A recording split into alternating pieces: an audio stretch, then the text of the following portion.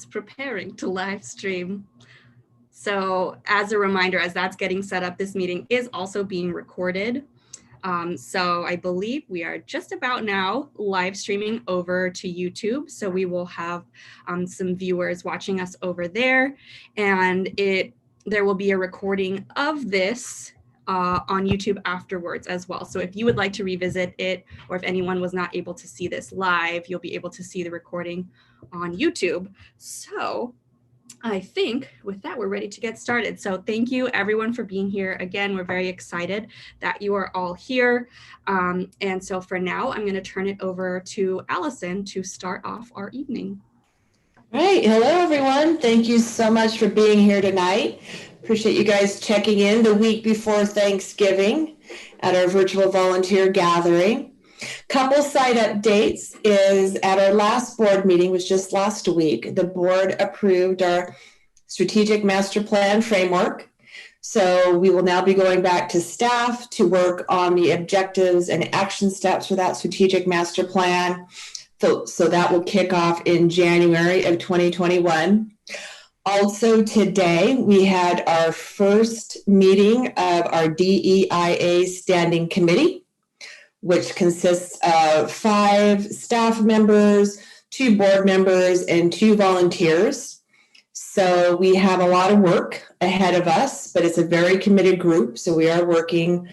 So the DEIA endeavor will stay with us as we move forward with everything we do. And it is a great board that approved all that work in putting together a standing committee. Also, as Alana mentioned earlier, please use the Q&A for questions as we get into our presentation. And I would like to introduce Megan Kerr, who is a Rancho Los Cerritos Foundation board member, and also is an LBUSD board member representing District 1. And she and I are going to have a conversation about what education looks like. And we do welcome questions if you can put them into the Q&A as we get going through this. So Megan, hello, thank you for joining us. So great to have you here, and I am looking forward to this. So without further ado, I'm going to ask my first question. It's the first time I've ever felt like a TV host, so this is exciting for me. Well, it's good to be with you. Thank you for having me. So, Megan, how does LBUSD work? What is the structure regarding like the Board of Education? How does it communicate with the staff in the district, et cetera? So I'm actually going to share my screen for just a minute and I'll pull it down. I am one of those people who appreciates a really good org chart. So first and foremost, again, my name is Megan Kerr. I am proud to represent District 1, which is essentially the 405 freeway to the northern part of the city.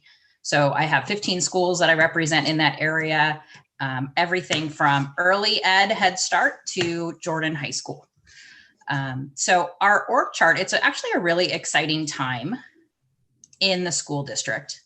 As many of you or some of you may know, Superintendent Steinhauser, who was at the helm of Long Beach Unified for the last 18 years, he was in one of the longest serving superintendents in the nation, retired, a well-deserved retirement after his hard work. And Dr. Jill Baker, who has been the Deputy Superintendent of Schools, was hired after an extensive search.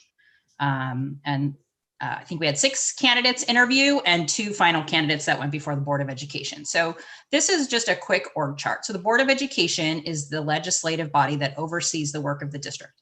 Primarily, our role is to approve the budget, to hire, evaluate the superintendent, and to pass policies that are relevant to student outcome and student success. So Dr. Baker is the head of our district. She started August 1st. So an interesting time to take over a school district, which is the 4th largest school district in the state of California. We fell to 4th this year, just behind Fresno. We have approximately 70,000 students. Dr. Tiffany Brown is our second in command. And Yumi Takahashi is our chief business and financial officer. And they really do operate well as a team. to oversee different parts of the district. We have an independent personnel commission, which hires all of our non-certificated employees. So all of our classified staff, anybody who's not a teacher, applies and does that process through the personnel commission, which is independent from us. And Ken Cotto is our executive director. So for people who like org charts, that's our executive team who do an amazing job leading the district. So that's how we're organized, and that's the main role of the Board of Education. The day-to-day functions and management of the district is left in the capable hands of Dr. Baker. She has been in Long Beach Unified, started as a teacher on the West Side 28 years ago. And for a lot of us, she's very well known. So we know Dr. Baker is great here, but I have the opportunity to interact with board members from across the country. And I just want people to know she is incredibly highly regarded across this country, even though she's only been a superintendent for a few minutes, as one of the best in the business. And we're really fortunate to have her here in Long Beach. It's great. So Megan, in your mind and with the board, what do you think the 3 most important improvements in education have been over, say, the past 5 years? So it's fun to have a conversation that is generally speaking about education, non-COVID related, but I'm going to throw out the COVID caveat right now. Education is in a major transition, as are most institutions and organizations due to COVID. We know this is no longer a 3-week or 3-month interruption in the lives of students and families, but this is a complete disruptor in everyone's life. It impacts not only their academic life, but their mental health, our students' families, their livelihoods. We're in for the long haul. And I think if you had asked any of us back in March, especially in education, did we think we would be here, still not on our campuses as we approach Thanksgiving, we had really hoped that we wouldn't be here. So whatever issues were happening in education and what we may have been ramping up to do for the next 5 years is drastically altered moving forward. So the opportunity in front of us because of COVID, combined with new leadership, I think is really exciting. As I said, Dr. Baker had a lot of plans about how she wanted to lead Long Beach Unified up until COVID. That didn't have anything to do with pandemic response, that didn't have to do with contact tracing and keeping our students and our staff safe. And her main goal and the goal of this board is really around maintaining excellence for our students and equity, and understanding that we want every child in every zip code to have the tools they need to be successful. And what students in North Long Beach need to be successful might look differently than West Long Beach or Central Long Beach or the eastern part of the city or down by the shore. And so making sure that we are providing resources that students need to be successful. And how we do that moving forward will look very differently. In addition to Dr. Baker being a new superintendent, our strategic plan that was crafted is set to renew in 2021-22. So we have the opportunity to look at what we have done in the past, as well as how do we reimagine education moving forward and incorporate that into a new strategic plan, a process that will probably start about a year from now and take, as you know, quite a few months to do with community input. So how do we reach students and provide what they need? How do we make sure that we are bridging the digital divide, providing relevant curriculum that not only prepares kids for college and career, but to be good citizens in community, to match what kids are learning at the high school level to practical reasons of why they are learning it. So there have been great strides in how we look at things, but COVID has certainly upended us and made us think to move a little more quickly than we would have in the past, I believe. Now that all makes sense. And COVID was definitely, a curveball. And it's clear that the district and other districts are adjusting to that. One question I've gotten a few times is, when you and I were going through, the school district program, as compared to what how kids are going through the school program, how has the K through 12 education in general changed over the past few years? I mean, I can't imagine it's the same curriculum that I learned back, I hate to say it, back in the 70s, but how has it changed? What does that look like?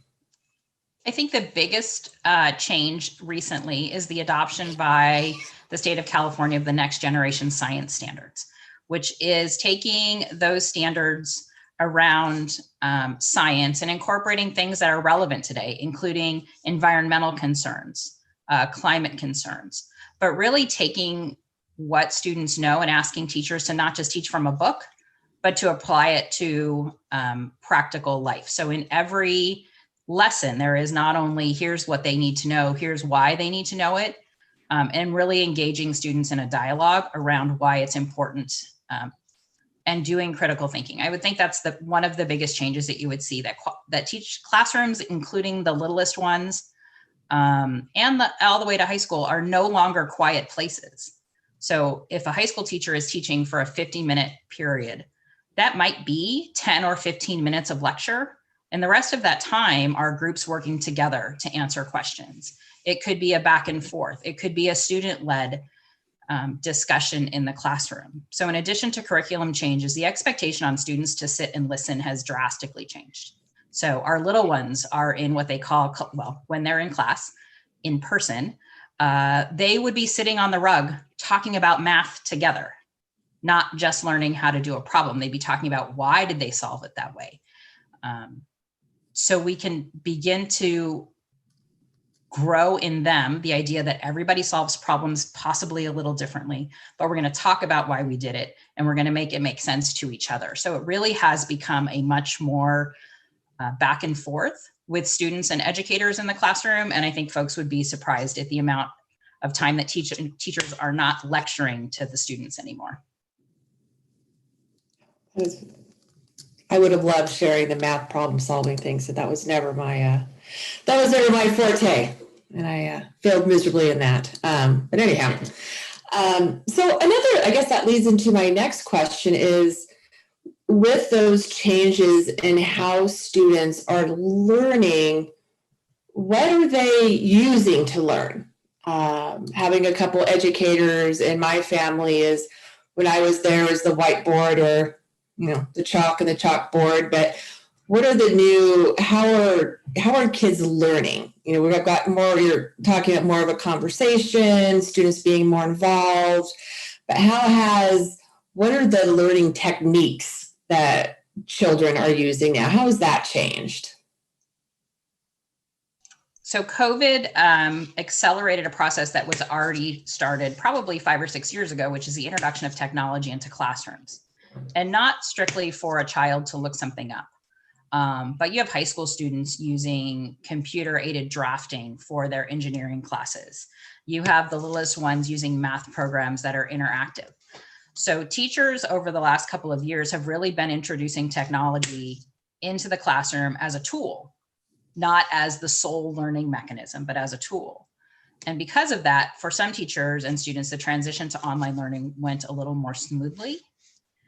And for others, not so much, because it's really hard to have little ones engaged kindergartners in a screen. We know that. We know there are huge challenges with that. But technology is there. But at the same time, so are manipulatives.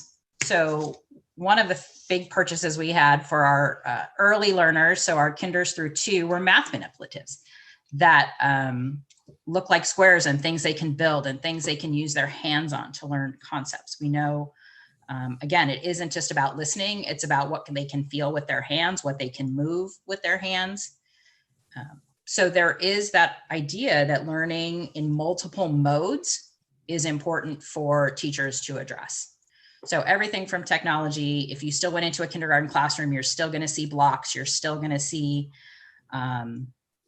painting and art supplies and all of those things. But it's doing it in a way that shows the relevance to the thing that they're learning.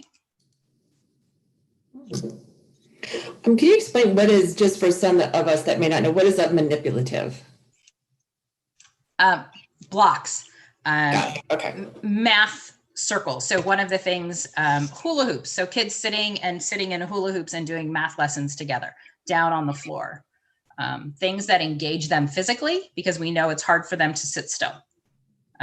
So it's not paper and pencil necessarily anymore. Kids still have they don't have chalkboards, but they all have whiteboards now. It's not just one whiteboard. Every kid, if you walk into a regular classroom in kindergarten, they all have a little whiteboard that they're all doing their work on, and their own little eraser that goes with that. Because what they'll do, and what they're doing virtually, is they'll answer something and they'll hold it up and they'll show it. And so in the same way that they will do that to a screen now, they would do that in the classroom so that the teacher could check work without having to walk all the way around.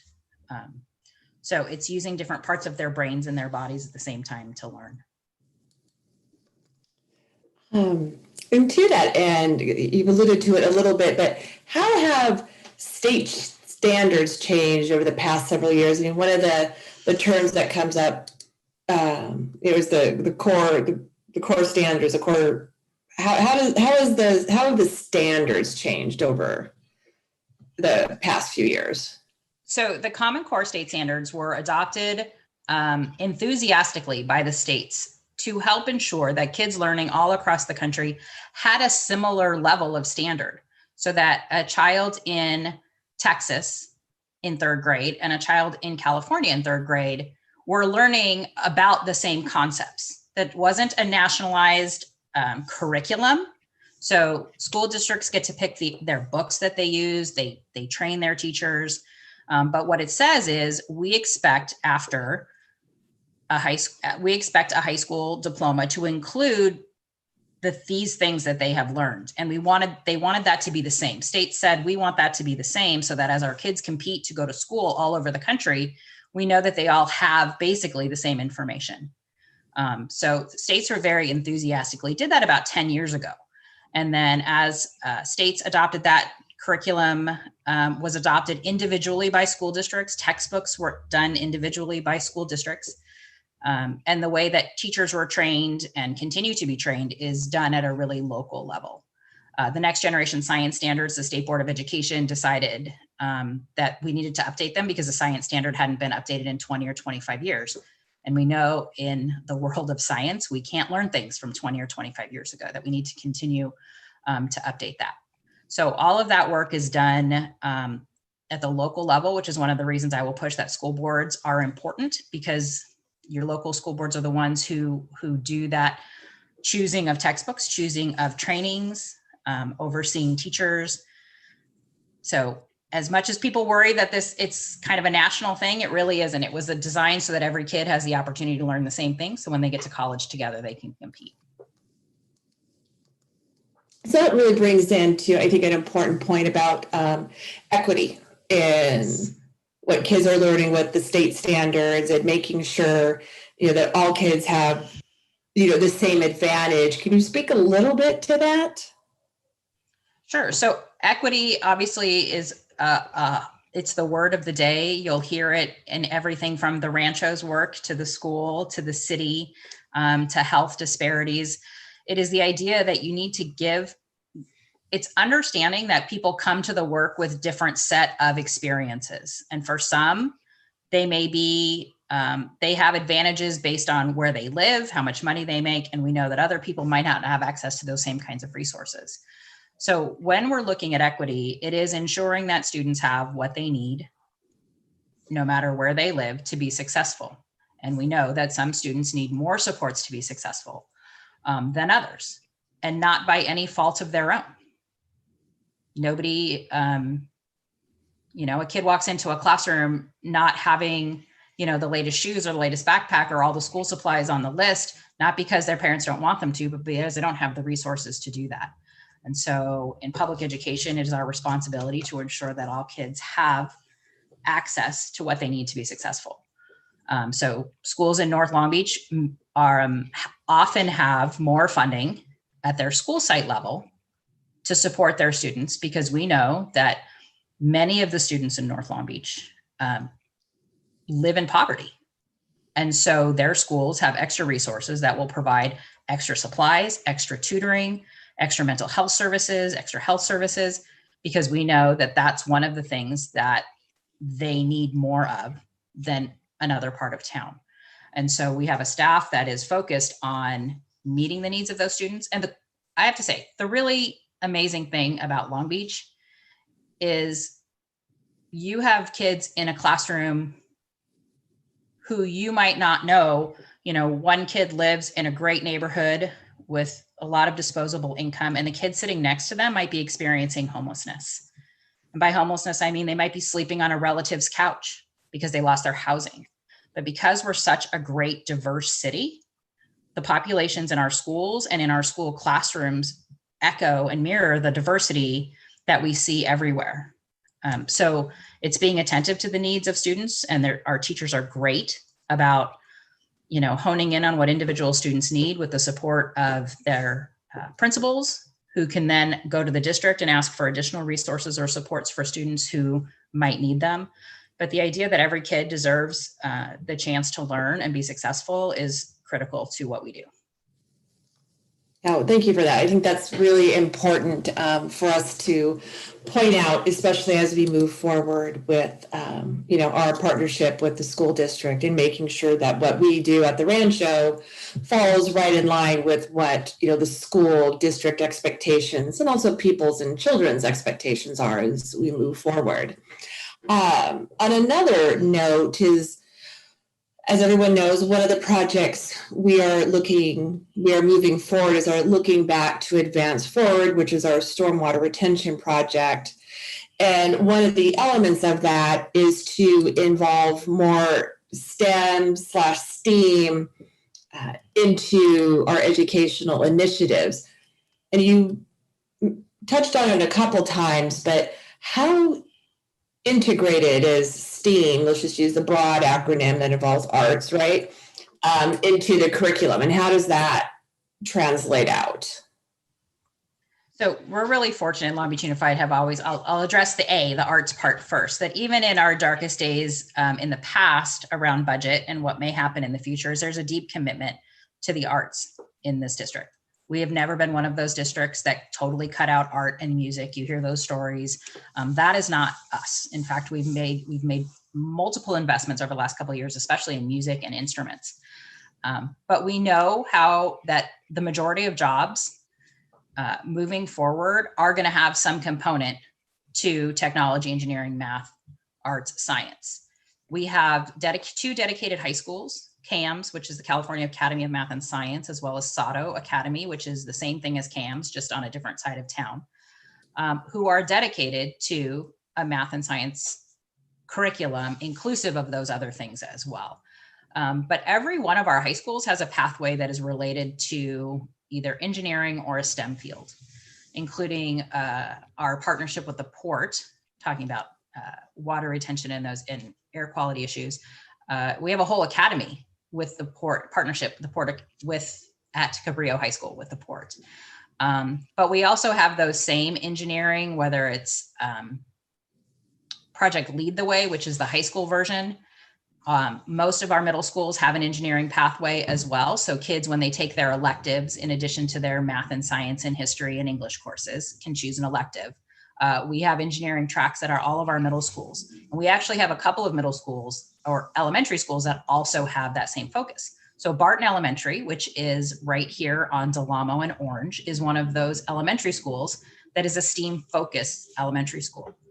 And that is done as a way of coordinating the learning, making it really exciting and interesting for kids, trying to get them engaged in different ways. So they have partnerships with local nonprofits that come and do small robotics programs or engineering programs in the classrooms for as early as our kinder and first graders, again, when they're with us. Lindbergh STEM Academy, which is the middle school on Orange and Market Street, is also an engineering and STEM middle school. So we have them all over the city so that every kid has access, but understanding that those topics engage students in different ways. And it's a way that we can engage students who may not have had the opportunity or exposure to those fields in the past. So we've placed them throughout the city, but with special attention to some underserved communities as well. I think that's fantastic. And you've touched on this too, but I just want to come back to this again. So you touched on how is technology used in a traditional classroom, and of course now in our virtual world of learning, how has that shifted? So in the classroom, tech was always an accessory to the work of the teacher. We know that kids learn best in relationships with other people, and especially with their teachers. And so we had everything from Chromebooks in the classroom. Our special ed students have specialized technology to help in those situations. We have an advanced manufacturing lab at Jordan High School. We have drone teams. We have robotics teams at the middle school level. They do a tournament every year, actually a citywide tournament. So it is infused everywhere it can be that is reasonable and appropriate for the subject matter and the grade level. The kids actually have on their iPads in music classes apps that help them tune their instruments. So that's one of those unexpected tech things is pull out your iPad and tune your string instruments. Normally you'd have a teacher who'd walk around and help them do it. So it is assistive as well as primary to their learning. And obviously right now it is primary to their learning. One of the things that Long Beach adopted because of COVID, although other districts have had them for a while, and Long Beach would have gotten there eventually, is called a learning management platform. So you'll hear people talk potentially about Canvas, and that is the access point for students to engage with their teachers, with their administrators, that everything they do and everything they learn will go through this one platform so that not only is it accessible and easy for them as a one-time you log in and all of the apps that you're going to work on, whether it's Zoom or your textbooks, it allows us to monitor the time that kids spend engaged in learning.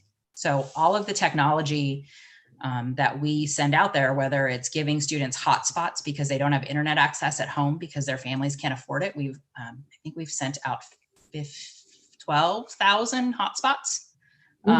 In addition to probably 25,000 Chromebooks over the last 8 months for families, but we can monitor the time that students spend on Canvas in their classrooms, logged in. And if we see students that are lagging behind, we can reach out to them and see if they need extra support. If we have someone with a hotspot that hasn't used it, making sure that they're still engaged in learning. So we use technology as a way to monitor student outcomes, because at the end of the day, my constitutional responsibility as a school board member is to ensure that students learn. So based on that, how important are outcomes to teach learning? So outcomes are everything. And it's interesting, we just did a board retreat and a workshop on how do we better explain the importance of outcomes to the public. So the board we have public board meetings. It's nice to talk about all the things that we're doing, the technology, the devices. But the most important thing that we need to do is to show that our kids are learning. And so a teacher, when they start at the beginning of the year, can do initial assessments. They do what's called interim assessments, where they are looking at what learning is happening along the way. Those have become informative assessments to even see how they're learning in a particular chapter and unit. And it isn't about how did they do on the test at the end of the year, is how are we looking to see how kids are learning throughout the year so that we can redirect teaching and instruction to make sure they're learning the things we need them to learn. So when a kid holds up a whiteboard with their answer and the teacher's looking at all of the students and what their answers were, if most of the students get it right, then they understand that most of the kids are learning a particular concept. But if most of those students get it wrong, that isn't about the kids. That's about they didn't learn the concept. So how do we reteach the concept so that when kids hold up their boards, most of the class gets it? And that's called a formative assessment and an interim assessment. So students or teachers are constantly trying to track how kids are learning in really informal ways so that when it comes time to take some kind of test or unit assessment, that we've checked along the way to make sure that they're learning. And that's fairly new. It used to be, we'll teach and teach and teach and we'll see how they do. But this idea that we're tracking along the way, I would imagine for your docents, or when you're working with kids at the Rancho, when they're there, you can ask them, so what was that thing that I showed you? What was the tool that the blacksmith used, to see if they're listening to you? So that's a way to see if kids are engaged, but it's also that informal way of making sure that we're engaging kids in learning. And that's always helpful, because then if we get to the end of it, we know they've learned some things because they've proven it along the way. But everything we do is about making sure kids are succeeding. So if we say, 55% of our kids are at or exceeding the standards, that's great.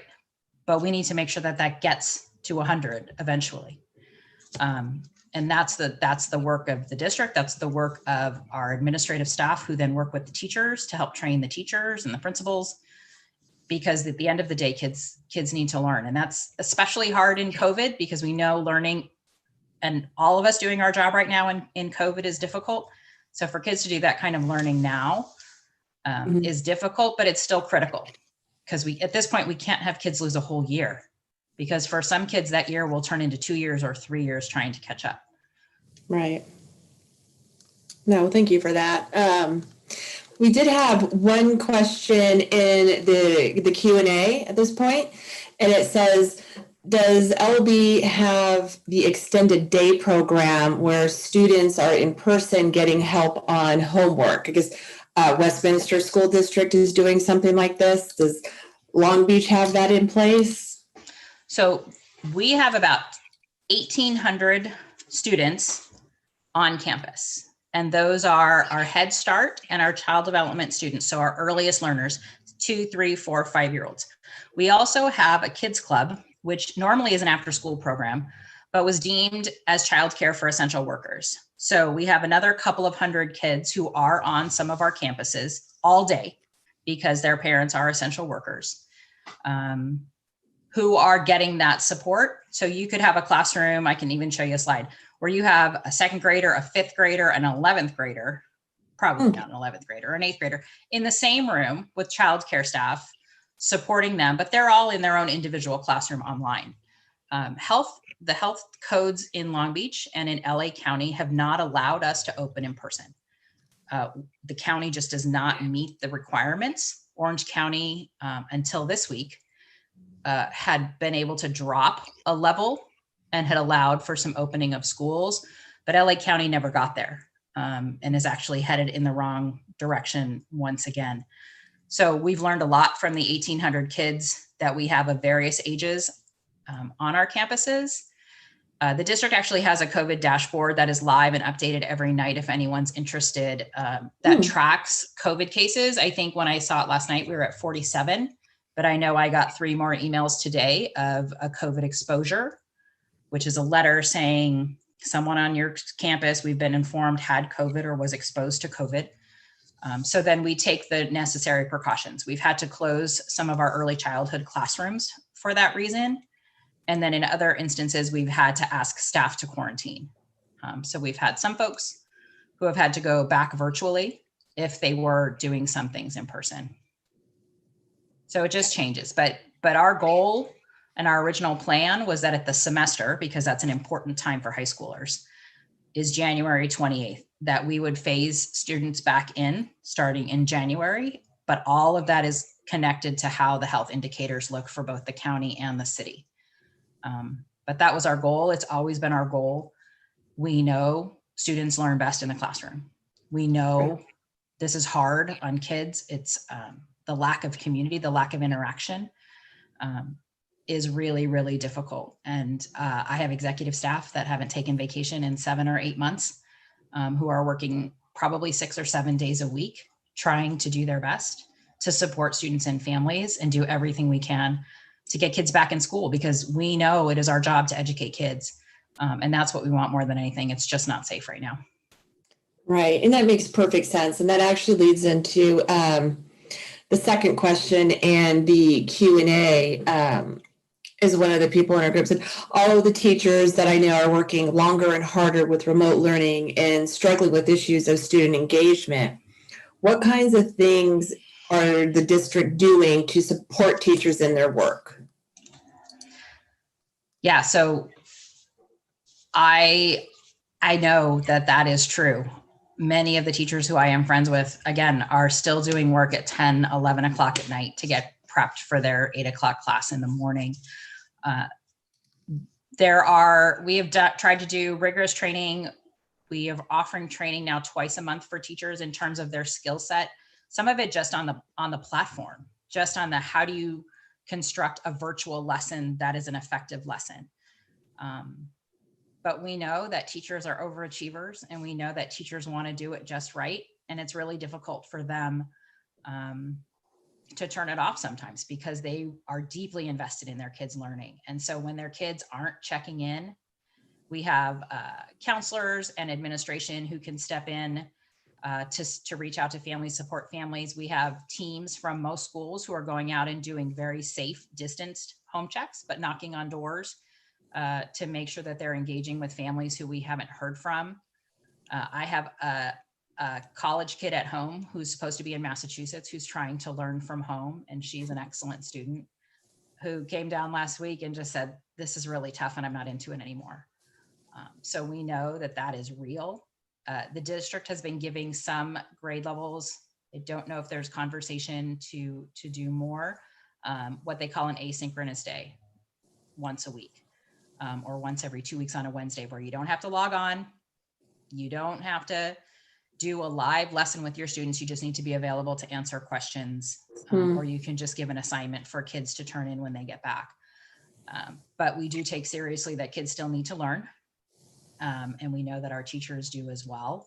We actually just did a district-wide survey for staff to talk about how it's going. So when we talk about interim assessments, it's like, okay, so here we are. And we hear the stories and we get the emails of frustrations and concerns. So senior staff is looking at that closely to see what adjustments need to be made, especially as virtual learning obviously continues through January.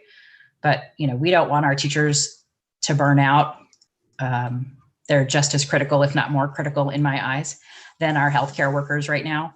And so doing everything we can to support them and cheer them on and give them the resources they need, including the time to take care of themselves, because we know they're teaching and living in COVID with their families, and they're living the same life we are, and they're worried about the kidlets in their classroom. Yeah, no, thank you for that. I think that points out, I think, to the commitment that Long Beach Unified has to the teachers, the children, and the parents that are all going through, a very rough time right now. It's not to be minimized for anybody or everybody, but it's tough and it's hard. With that said, though, in your mind, as we look, I can't believe it's near the end of November, as we look into 2021 starting, what are some, just so we end on a little bit lighter note, what are some things to look forward to? What are some opportunities we have? When we were having this conversation last week, we realized that the kindergarten class this year will be the class of 2034, which 2034, these little babies will be. And so how are we creating a system that will prepare them for the world of 2034? And for me, that's always the hopeful part. That's always, in spite of COVID, there's incredible work to do and tremendous opportunity to help these kids grow up so that they are ready for what 2034 looks like. And it's hard to imagine what that is, but Superintendent Baker has an incredible lens of equity and excellence. We are doing incredible work with student engagement. Actually, when I talked to the superintendent earlier today, she had to go because it was time for her monthly superintendent student meeting, which is a student facilitated group of, I think it's 18 high schoolers who talk to the superintendent every month about what's relevant to them, what's important to them, what do we need to know, how is it going? And she has made a concerted effort to lift up student voice. And I think one of the things that you'll see us focus on in the next couple of years is really, we're going to learn best where we need to go by listening to kids. And one of our students participated on a national panel. So it was 12 youth from around the country for school board members from the largest urban school districts around the country. And we had a Lakewood High School student. And listening to this group of young people talk about their desire to be engaged in their own learning, their desire to be engaged in the world, and they're wanting adults to look at them as thought partners, because how they see the world is really important and can be pretty different from what we think is best for them. They're telling us we have a better idea. So there will be an opportunity to listen more to students and have them engage in building what's next. So as we build a new strategic plan in 21 and 22, you can bet there's going to be a student engagement piece that didn't exist before. Because as Glenn, our student, said on this call so eloquently, is we are younger, but we understand and we want to talk about the hard stuff.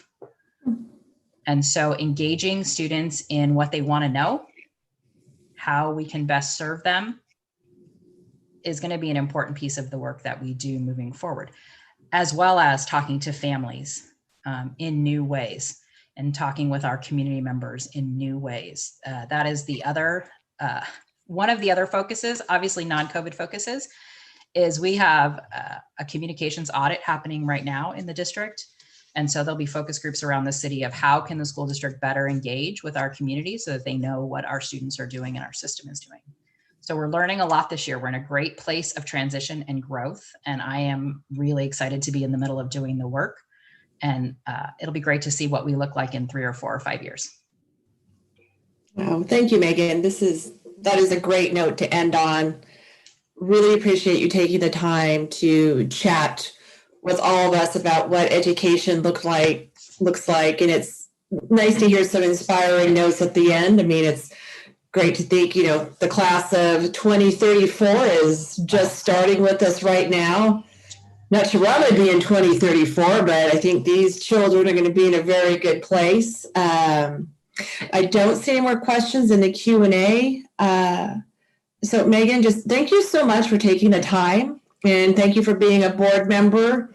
Very inspiring to hear what's happening in the school district, and the Rancho is right with the school district and making sure we align with what the students want. So well, I'm excited that I was asked to be on the board a few years ago, and really excited about the partnership, the continued partnership.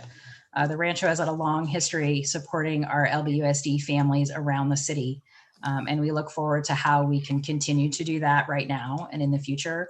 But we are grateful that you always tell part of our story in a way that no one else can. So thanks to the Rancho for all the work that you do, and to the volunteers who support all those little ones when they come on. I know they're not always the best behaved, but they always have great things to say. So thanks to all of you for all you do for our district.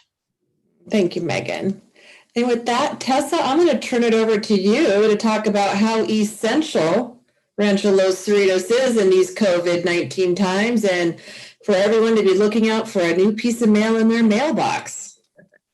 Hi, good evening, everyone. That was just a wonderful presentation, Megan. And I actually, before I get started, I have a member of the class of 2034 in my family who gives her mom a really hard time because she has now become so sophisticated with her Zoom classes. She signs herself out and says it's finished, and then comes out of the office, and her mom has to escort her right back in and sign back in. So she has a very strong opinion about her classroom participation, but she is loving it, and she comes here and tells me all of the letters that she's learning. And so that was wonderful. Thank you for the update. Connected to your presentation is also how things at the Rancho have been different in this COVID year.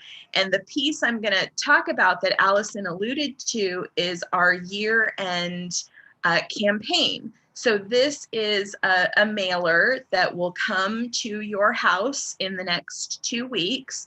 But this year, in this COVID year, you're also going to see it on your social media. So if you follow us on Facebook or Instagram, and you'll see it on our website more prominently, and you'll get it in your email inbox as well.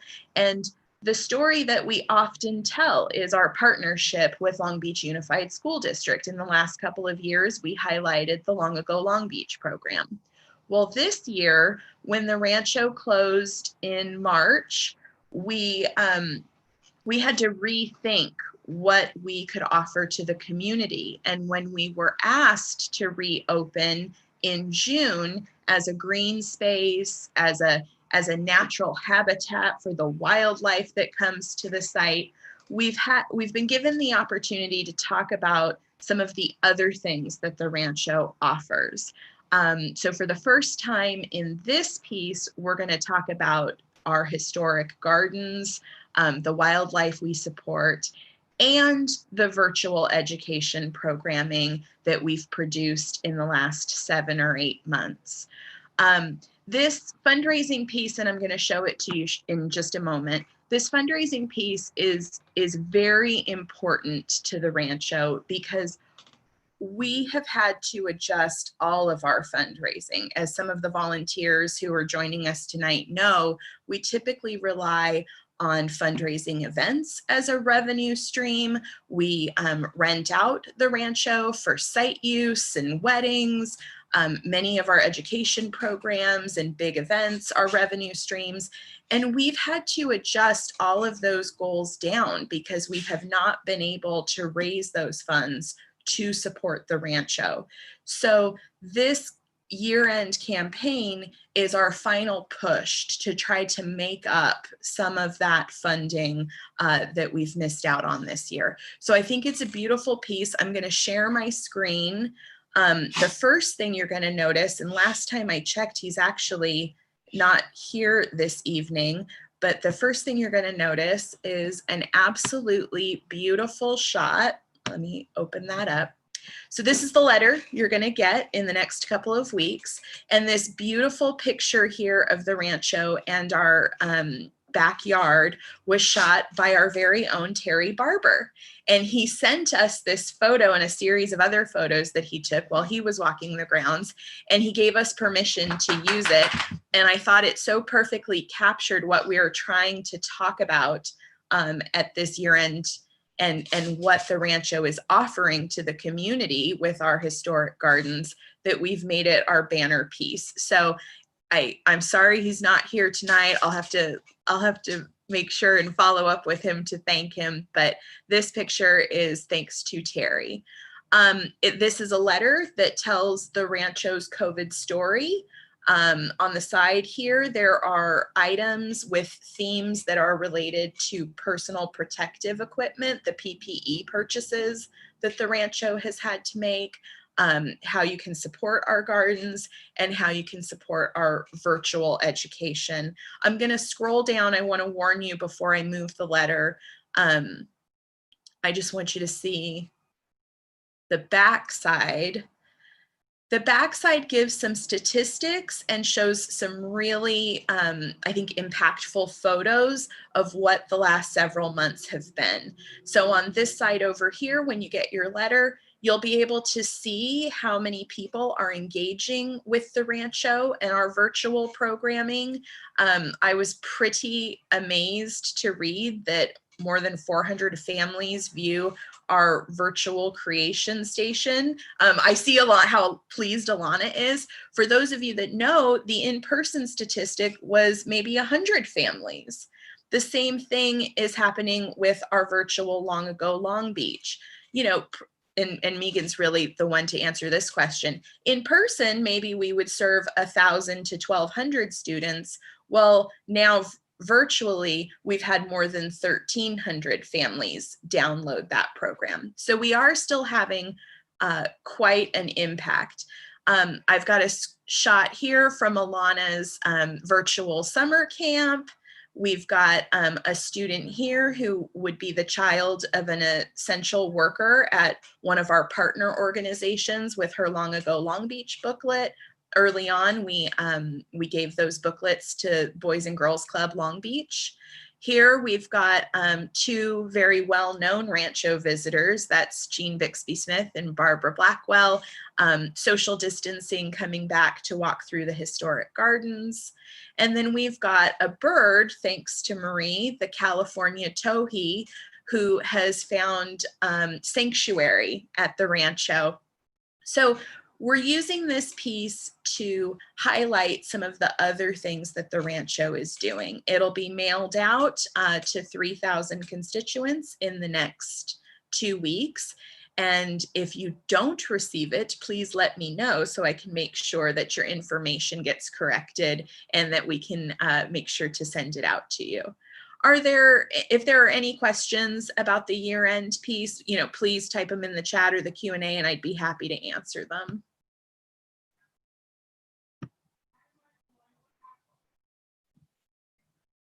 No, if not, thank you all, and I'll talk to you soon.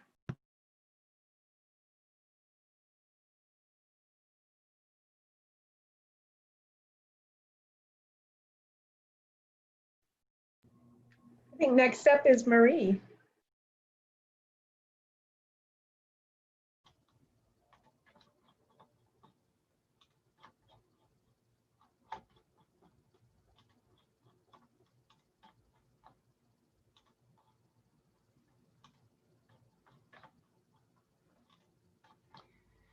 Good evening. I was asked today to talk about a couple of Eagle Scout projects that we've just been recently working with here at the Rancho.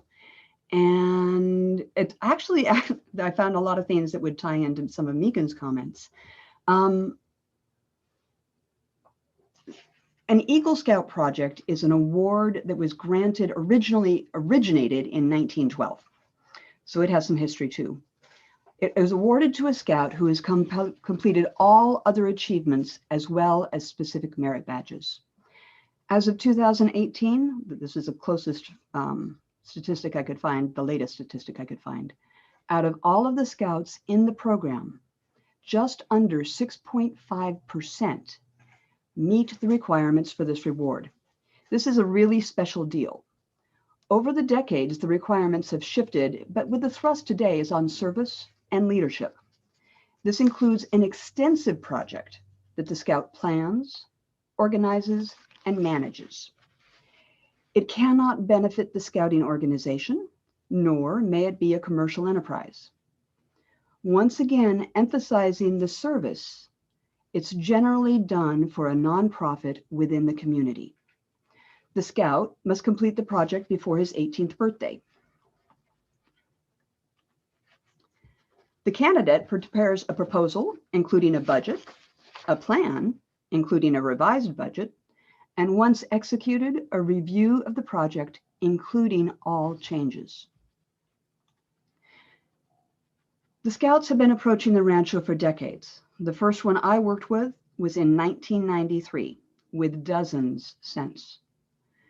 With COVID-19, Scouts with projects proposed and planned were scrambling when the sites closed down and they could not proceed. That left several Scouts in the lurch. I had 2 Scouts approach the Rancho for requesting a project. The parents were at the panic mode and the kids were literally leaking desperation. Cole was turning 18 soon, and he was graduating high school via Zoom. And that was when we first exchanged emails. We had a social distance meeting so he could review the projects available and selected this problem area in the strip lawn right outside the kitchen. What was the problem that he was going to fix? In 2017, when the irrigation design was being developed, the landscape architects learned that this pathway here, most of you aren't there during the rain, literally turns into a river because it is the conduit of all the water that runs off the backyard. They felt that if they redirected the water that fell off the roof to capture it in the strip lawn, the river would no longer flow. Mind you, the pathway continues to channel all of the water from the backyard, except for that which falls off the roof. Unfortunately, that means we now have a pond and a river. And the reason we have a pond is that it comes down with such force, it literally washes the dirt, and the dirt covers the drain, stopping the water from draining. So we're not going to be able to have a scout completely rechange the drainage system. That would be a huge, unreasonable request. What we have found is that it is so shady here that the grass cannot survive. This is a hugely heavily trafficked area, so the soil's compact, and when it isn't dusty and dry, it's muddy and slick, and therefore a hazard. It's also a very steep culvert, and people don't see the variation change, and they often lose their footing, stumbling, because they expect it to be flat when it's not. The project. Remove the irrigation without grass. Excavate soil to allow the brick and sand paving in place of grass.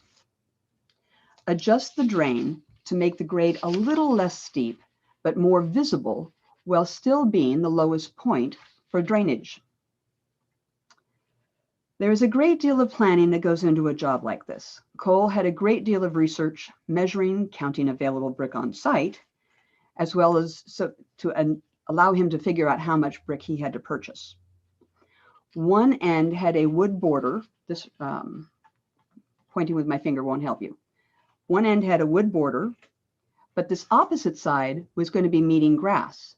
So he had to determine how to hold the sand base that holds the bricks in place.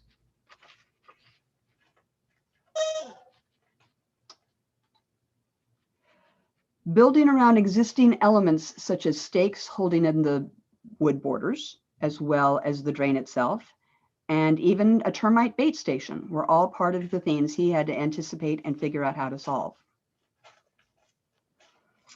He anticipated that this project would take 8 to 12 hours. The reality was, it took 4 full days over 3 weekends. Problems were encountered, really hard compacted dirt, and no experienced diggers. The pick actually hit the drain, which had to then be repaired. The scout didn't have the coupling to adjust the drain. COVID and the tight space restricted the number of helpers we could use. This was a huge learning experience, and I have to tell you, any boy that goes through an Eagle Scout project goes through a maturation process that is really hard to believe. The scouts included comments of, when I asked him at the end of the project, is, so do you want to be a mason in your adult life? And he actually said, you know, laying the bricks weren't bad, but I never, ever want to have to dig in the dirt again. One of the things that I often just about with my scouts is that when you realize how hard manual labor is, I hope that it encourages you to either go to college or figure out a trade that's going to make you happy. And that's literally part of learning how to be an adult and how to make those choices that an Eagle Scout project can help the lad get to. The second, okay, this was the final, that was the final picture. Sorry, battery's dying.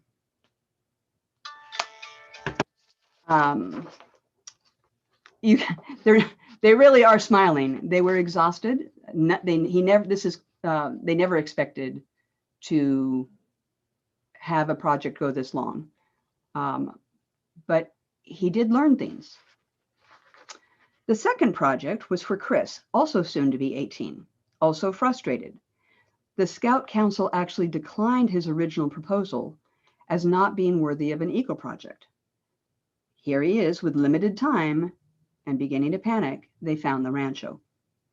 Again, in a social distance meeting, he toured the site and selected rebuilding the enclosure around the U.S. Geological Survey equipment box. The problem was, this was an original Eagle Scout project many years ago, but we had a tree come down and it hit this whole structure with a glancing blow, cracking one of the supports, and several of the slats and the lath were missing from the trellis. It had been decided about 5 years ago that they did not want a trellis to be replaced. They wanted solid panels, and it's taken 5 years for us to find a scout who is interested in taking on the project. Challenges for Chris included a black locust tree right at the post line for the new fence. This time they were using 4x4s instead of 2x4s, and it was almost an impossible fit. Neither the scout nor anyone in his family had any construction or carpentry experience. They opted to have the lumberyard pre-cut the wood, which is a risky choice because there's often field adjustments throughout the project. Chris had his crew assembling the fence panels at his home, and measurement issues wound up developing. His plan was to demo the existing screen, dig the post holes, and set the posts to the concrete after school on Friday afternoon. Estimated time of arrival, 1 o'clock. Plan was to return the following Saturday with all panels and doors assembled and painted, so all they would have to do was remove the braces, level the soil, and attach the panels. Well, Friday afternoon, they didn't arrive until 2:30. They found extremely hard adobe dirt. They had to work around roots of the black locust, and it gets dark earlier. They literally wound up having to mix and pour the concrete by flashlight. And I have to tell you, it was really a challenge keeping everybody socially distanced while they're trying to aim the flashlight to the point that they needed to be at. Saturday morning, they were back at the house to assemble the doors, which had not yet been assembled. Arriving at the rancho once again later than anticipated. More adjustments had to be made. To accommodate the hinges, changing the original design slightly. They had to check to make sure that everything was level or the doors wouldn't close correctly. By late Saturday afternoon, painting the newly cut wood as well as touch-up was being done in the fading light to be inspected in daylight the following week to determine if additional coats would be required. Wrapping up as dusk falls, both of these scouts deviated from their plans, and then they had to solve the problems that created, as well as situational problems no one can expect. The lessons learned by these scouts go beyond the importance of planning and that digging is labor intensive. It's designed to support these young people as they become adults that can plan, problem solve, and lead. Doing so under COVID-19 added to the burdens, but the rancho has 2 more challenging projects complete, and 2 young scouts have taken a giant step closer to achieving their eagle.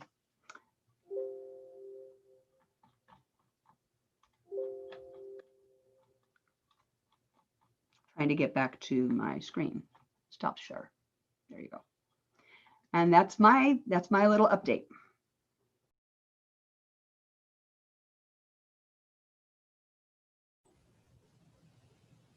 Krista, it's you. Thank you, Marie. Okay, hi everyone.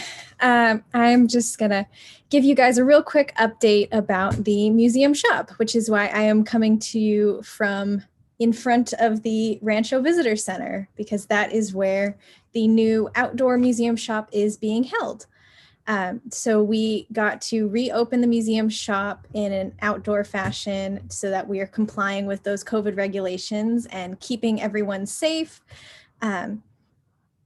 So that actually happened. You know, we had our first weekend got rained out, but last weekend we were able to have the museum shop, and it was so successful. We actually sold out of jam. So if there's anything specific that you want to pick up from the museum shop for yourself or for a friend this holiday season, I would say make some plans to head out to the museum shop. We're open Saturday, 9 a.m. to 5 p.m., Sunday, 1 p.m. to 5 p.m. So the normal hours that we're open on the weekends, the museum shop will be out in front of the visitor center open as well. And it has everything that the online store has, except for there are a few things only available to you in person, like the one-of-a-kind ornaments. This is one that I picked up for myself, a little glass butterfly ornament. Yeah, so there's ornaments available online, but any ornaments that are a one-of-a-kind ornament are just available in person.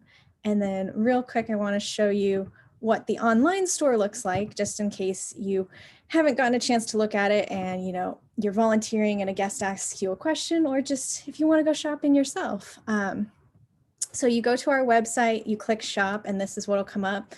And you can get all of the wonderful museum shop products, such as the handmade products. So that's anything with a artisan collection or legacy collection label on it, which, in case you didn't know, those labels mean that the item is handmade from a Rancho volunteer or staff member. So that's, it's a really special one-of-a-kind thing made from or inspired by the natural materials found on site. So like the black locust that Marie was just talking about, we have some black locust wood and, the soaps, the jams, the seeds, all that fun stuff. And then we've also got, the holiday items up for sale on the museum shop. And if you want to do some shopping and support the Rancho and get a gift for someone, but you don't know what, we also have gift cards. So you can purchase, virtual gift cards, and that's what that'll look like. You can pick from all the cute little designs, and it will email you a virtual gift card that can be redeemed either online or in person. So yeah, that's what I wanted to share with you guys, just to let you know, in case you are a volunteer docent on the weekends or even during the weekdays, and you want to help us, sell a few things, make a little bit of money to support the site and keep it open and keep, all these wonderful things we're doing for the community going. So thank you guys. And I think now I'm going to pass it off to Laura. Hello, everybody. It's so good to see you here tonight. And I have the distinct pleasure of giving thanks for all of you volunteers. And I have worked up a little bit of a presentation to share with you for that. And I hope you see this wonderful presentation that Megan made. You have all been so generous, giving so many hours in support of the Rancho's mission. This has obviously been a very different year, and what an amazing group you have been, rolling with the punches that the pandemic has delivered to all of us. When school, house, garden, and visitor center docents could no longer volunteer in that capacity, they switched to being public volunteers and gardening. The gardeners are an incredible bunch of 18 people who, even though they only had about 3/4 of the amount of time to volunteer as they did last year, they volunteered 27% of the time that they did in the same period. They volunteered 879 hours, which is 97% of what it was last year. So even though they had a lot less time to volunteer, they still volunteered all that time. Those 18 volunteers averaged 48 hours per person over the 7 months that they could. So that's pretty dedicated, hardworking people with green thumbs that really brought the Rancho back to life after being abandoned for 2.5 months. And if you look at this thing, you see that those gardening volunteers were 16% of all the hours that were logged by volunteers, only second to the number of hours put in by our public hours volunteers, which you see these take up a big thing because most of the other volunteers, unfortunately, were not able to volunteer. Curatorial It has been very limited because of social distancing, and therefore the amount of hours that that group has volunteered has been about half of what it was before. And the same with the school tours. Their year was cut off, and so this is about half of what you would normally expect to see from our volunteer hours.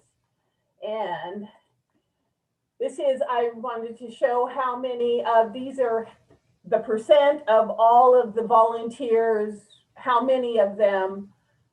So 25% of the volunteers do public hours, and 6% of them do gardening. But this is representative of, so I counted volunteer. If they volunteer in both areas, then that would be 2. So obviously this pie is 277 volunteers. We don't have 277 volunteers. So that 125 volunteers, they are putting their hands in many different places and helping out and making everything we do at the Rancho possible with their dedicated hours. And those public volunteers, they have been showing up, and it was a little disappointing. The first month, we didn't see as many visitors as we had in previous years, but starting last month, we surpassed the number of visitors coming to the Rancho than we did for last year. And look at the first half of this year, we have well surpassed the number of volunteers, which was very evident this last weekend when we had over 100 visitors on Saturday and Sunday, and they were shopping at the museum shop. It was very exciting. And those public volunteers, even though there are many less of them that are able to volunteer, because obviously not everybody can feel safe in this time being interacting with the public. So last year I had 54 volunteers that took care of public hours. And in this graph, you see they volunteered around 1.5 times shifts per month. Look at this year, only 40 volunteers have filled many more spots because of our extended hours on Saturday, and are volunteering close to 3 shifts per month. What a bunch of dedicated volunteers. It's absolutely amazing. And in fact, this month, everybody always fills the shifts. There are only shifts that are not filled is because somebody has something come up or they get sick. So thank you so much to all of our very special volunteers for all that you do to keep the Rancho going and make it a wonderful place for so many people, including me. And now I have a very special thing for you. I'm going to turn it over to Megan to share with you. Hi. I am going to launch a poll and do something real quick, just give you a sneak peek of something that we are working on at the Rancho. It's not ready to go yet, but quick, what's your favorite room at the Rancho? Just answer one and press submit.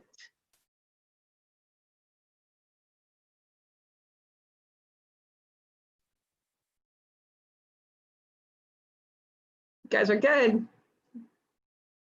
A few more of you.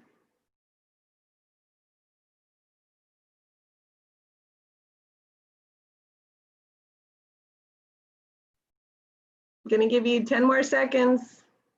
9, 8, 7, 6, 5, 4, 3, 2, 1.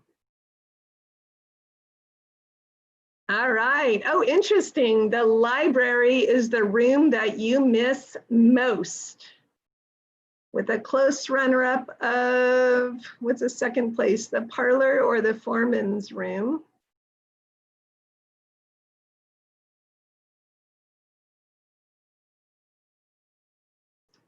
We are in the process of creating a virtual tour for the Rancho. And the library, can y'all see that? Is part of the virtual tour. I don't know why this, I have a funny screen in mine. There we go. There's the library. If you jump back to our dollhouse, I could easily share with you the foreman's room. Isn't that fun? And someone missed, some people also missed the parlor, which would be right here. Oh, the upstairs of the parlor. You didn't even know you could miss that room, did you? How cool is that, the doorbell? Well, that was just a fun surprise. We are working on the virtual tour for the Rancho. It is not going to be ready for the public until the end of the year, because we're also going to put some items in the room and little descriptions about the items. And we're going to film some of the outside as well. So we have a wonderful videographer working hard with us on that. But since some of you did say that you missed the Rancho and did quickly volunteer your favorite rooms, I wanted to show you what's up in some of those rooms at the Rancho. Even a surprise to me when I have the upstairs of the living room. All right, we are now going to promote you, and Laura will have a question in just a minute, but we're going to let everyone.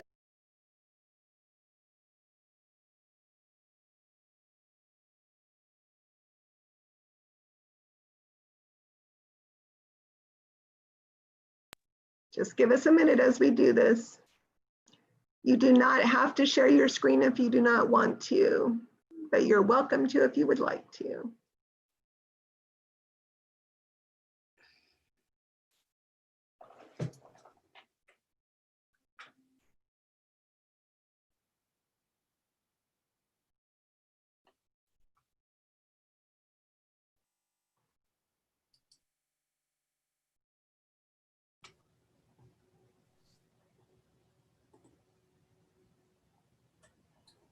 Okay, everyone, I think we have all been promoted, and it's so good to see a great big group of you here today. And so we're going to do Pass the Mic again. Each month I ask for a topic of conversation, and this month I thought I'd ask about gratitude and thankfulness. Big surprise there. There is so much uncertainty, and so many of us will forgo large family gathering this year, but still we have a lot to be thankful for. The ability to continue gathering as a community, and of course, well, I am most thankful that I still have a job and I get to come to work and see all you wonderful people, and the ones that I don't get to see in person, I get to see like this.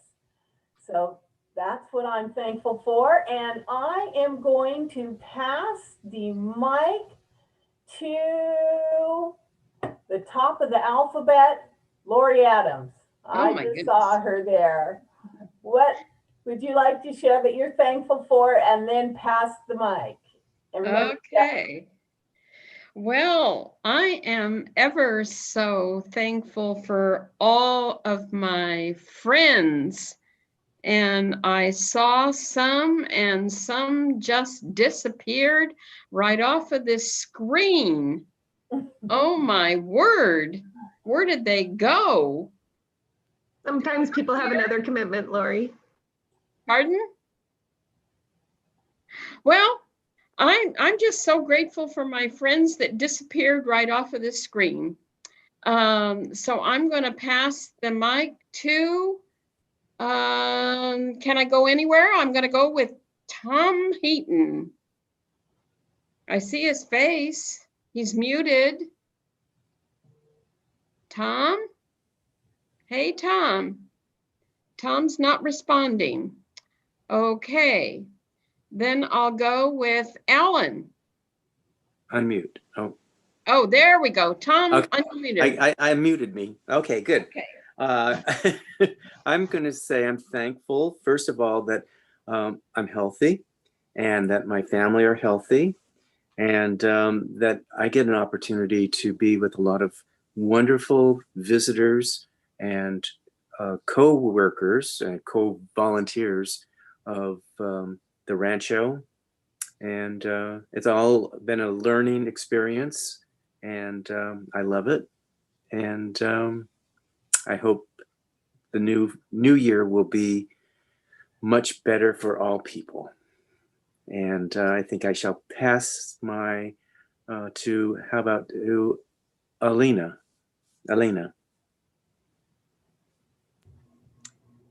Hello.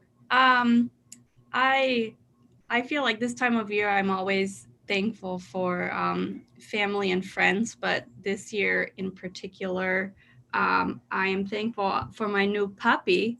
And fun fact, she didn't share this today, but Megan Kerr, who did our presentation, fosters dogs for a local rescue. And so she was the foster mom for my puppy Lilo before I adopted her. So I'm also thankful for Megan for bringing her into my life. So I'll pass it to the Sadakas.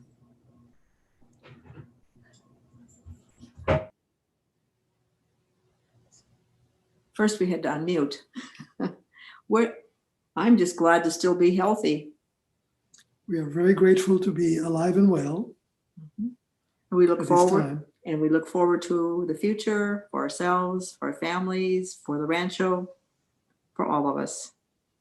Pass to, let's see, Elizabeth. Unmute. Oop. Very good to see both of you and everyone.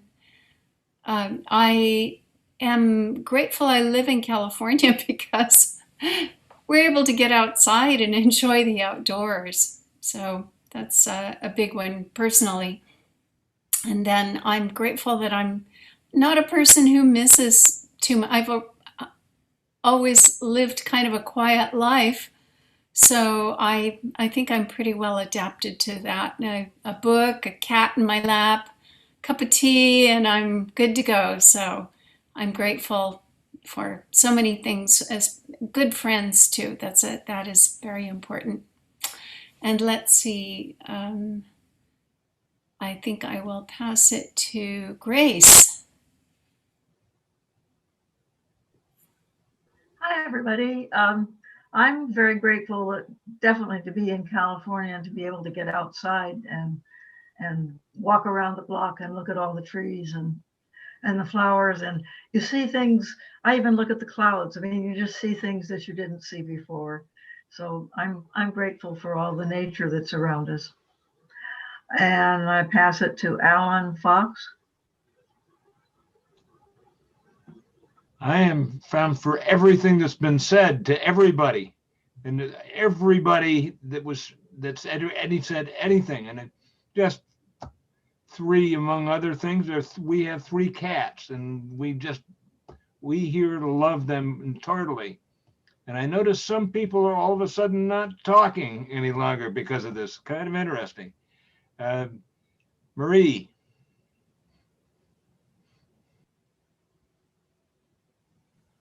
Thanks, Alan. I had the advantage of being grateful every single day because, as Laura said, I get to go to the Rancho for work. I actually get to be an employee there. And by doing that, I have met this incredible group of people that dedicate their volunteer time and inspire me every single day that I am around them. And I get to work outside, talk about nature. I get to actually work with the plants, observe and figure out the birds and the reptiles and the creepy crawlies and all of that. I'm an incredibly lucky person. And I am grateful for that every single day. How about you, Linda Midget? I haven't talked to you in forever.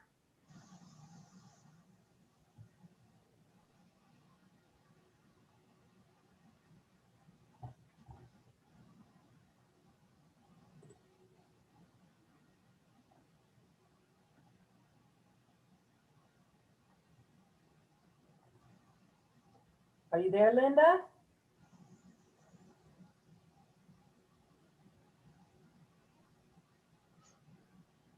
It looks like Laura Salazar just unmuted, so maybe we can hear from her, and when Linda does, we'll hear from her. Laura, you there? I am here. I don't say I've lost my own picture, but if you can see me, you're lucky, I guess. We can't see you. I wish we could. I know I can't. I've been playing around with it and can't get the video to turn on. But anyway, you can hear me, right? Yes, we can hear you. That's good. Okay. I guess what I'm thankful for is for tonight's program, because we are losing our nanny who's been helping out with the kids with their learning. And I think I'm going to be taking more of a part in that. So I was interested to see how all of that is working out. You'll be happy to know the kids are learning and they're enjoying it. Our girls are in first grade and in fourth grade. So I am thankful that I'm in the school district and the girls are doing so well. Can you see to call on someone, Laura? Excuse me? Can you see to pass the mic to someone? Can you? I have names up here. Leanna Fields. Here she comes. I'm coming. Hello, everyone.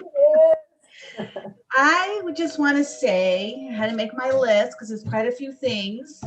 I'm thankful for my family. I'm thankful that we've all been healthy during this time. I'm thankful for the Rancho, for the staff, and for the volunteers.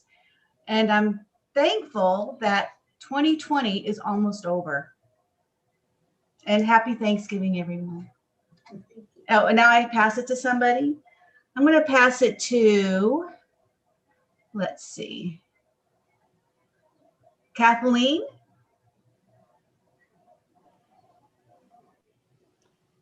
I'm thankful for not being sick. My family's okay. I'm working, teaching 2 classes. I'm thankful for the election. 4 years of chaos over, but we might have more. When Lincoln was assassinated, Mary Tyler Lincoln didn't move out of the White House for 3 weeks. So I don't know if we're going to have that kind of situation. But I'm also really thankful that the adobes are up. They're being maintained. None of them have been vandalized. There was an attempt to break the door frame of the back door of the Sanchez adobe recently, but we got the city to fix that. Because they're being, because if a place looks abandoned, people, the ruffians go in and they will vandalize. So I'm very glad and thankful that they've been keeping an eye on the Sanchez, which again, we're not open, a lot of these adobes, but they're all in pristine state. And when they reopen, they have great stories to tell. Thank you. I pass it to, let's see, who hasn't talked? Elizabeth Hernandez? No. Marcia or the Phillips? Okay, the Phillips. I'm going to start off with a little something I can give to you. The reason I can talk right away like this is I put my finger down on the space bar of my keyboard, and that unmutes me. And then anybody can do it. So it's a very easy way of getting by. Anyway, I'm thankful for the opportunity to get the education that I've gotten working with you folks at the Rancho. Megan taught us a lot about California history. Now, this old Texas boy, he doesn't know too much about California. Not that he can speak in his presence, but he learned a lot from Megan, and that's great. And I get an opportunity to do one of the things I like to do. It's act and convey some information. And I really enjoy that. Now I'll let my wife say what she likes to do. Okay, I'm doing what he said. I am grateful for pretty much everything everybody said. We're healthy. Our family is healthy. So of course I'm grateful for that. But what nobody has mentioned, and I'm extremely grateful for, is that for the scientists that have created a vaccine that we're about to get in the next year. And that I am eternally grateful, and I volunteer my arm. I know I'll be farther down the list, but I am ready as I don't know, is there anybody else? Marcia? Well, I'm thankful that my dog, of course, but also that we have technology where I can see people that I can't go anywhere. And so I can see, and I love all the programs you're having. And I'm thankful for my health and Braille Institute for helping me so I can see things and do things that I could never do. And that kind of stuff. But the other thing I was going to say, Nancy said it, because I was thinking that so pretty soon I won't have to feel like a hostage and not be allowed out, because they said I can't go out until we have herd immunity or something, other than to go see doctors. So I'm very happy that they're working on that, and hope it's going to be a reality soon. But this has been great, because I wanted to ask Megan a lot of questions, and I don't get to walk on Bixby strollers anymore to ask her. So this was great. Thanks. And I'm going to pass it on to whoever's invisible that's not there yet. So I don't know how to turn, because I can't see who's all there. Well, I think that's everybody, unless Linda Midget is able to unmute. But well, we do have Sandra is watching on YouTube, and she hasn't been able to come on site and doesn't have Zoom, but she's there every single month on our YouTube stream. And she said she's thankful for her health, her family, and these meetings so she can keep up with the Rancho, even though she can't be there in person, and wishes everyone a happy and safe Thanksgiving. Wonderful. Thank you, Sandra, and thank you, everybody. I just want to run down a few upcoming events. The next virtual coffee will be next Wednesday at 9:45, and then every 2 weeks after that, so November 25th and December 9th. Holiday decorating will not be what it usually is, but it will still be festive on Monday, November 30th, starting at 9 a.m. until we're finished. Please RSVP to Marie, because we have to, regulate how many people, so it will be safe. Gardening every Tuesday morning, contact Marie in the morning. Garden crafts, first and third Fridays, 9:30 to 12:30. You have to advance RSVP to Marie, so we have, so she can plan seating. Curatorial work days are solo, so please just contact Sarah and we can arrange that for you to come on site and do that. Birding is by RSVP only. December 10th will be the next one at 8 a.m. And our December virtual gathering will be a very special one this December 15th at 5:30. It's going to be very special, replacing our usual party, our open house when we all get together. So to make it special, we are preparing some goodie bags for all of you, which you can pick up starting Monday, November 30th. If you're coming to help decorate the grounds for the holidays. You'll have a couple of weeks, though, to get to the Rancho and pick them up, figure out a day that works for you. Definitely during our public hours is a good time. You all know Wednesday through Sunday, 1 to 5 and 9 to 5 on Saturdays. And then, of course, if you're here as gardeners, Tuesdays and Fridays, you can do it then or whenever you're volunteering on site. And if you can't get here, let me know and we'll either bring it to you or figure out a way to mail it to you. So that's all that's fit to be thankful for. And thank you all for coming, and I bid you adieu. Good night.